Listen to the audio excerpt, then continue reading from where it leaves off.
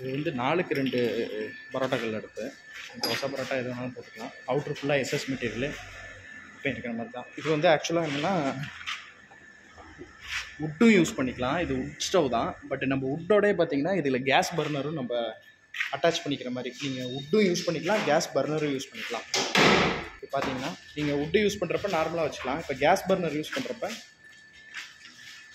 இதை இன்செர்ட் பண்ணிக்கலாம். ஓகே தான். இந்த பக்கம்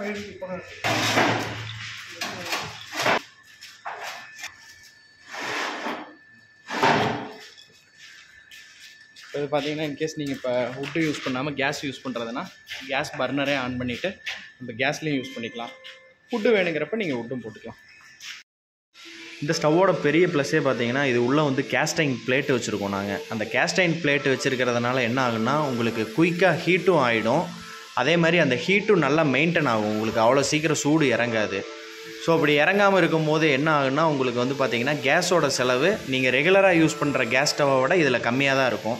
அதே மாதிரி இந்த ஸ்டவ்வை நம்ம மல்டிபிளாகவும் யூஸ் பண்ணிக்கலாம். அதாவது நீங்கள் விறகுன்னா விறகாகவும் யூஸ் பண்ணிக்கலாம், கேஸ் இருக்கிறப்ப கேஸ் ஸ்டவ்வாகவும் யூஸ் பண்ணிக்கலாம் உங்களுக்கு. ஸோ எந்த மாதிரி வேணாலும் நீங்கள் பயன்படுத்திக்கலாம்.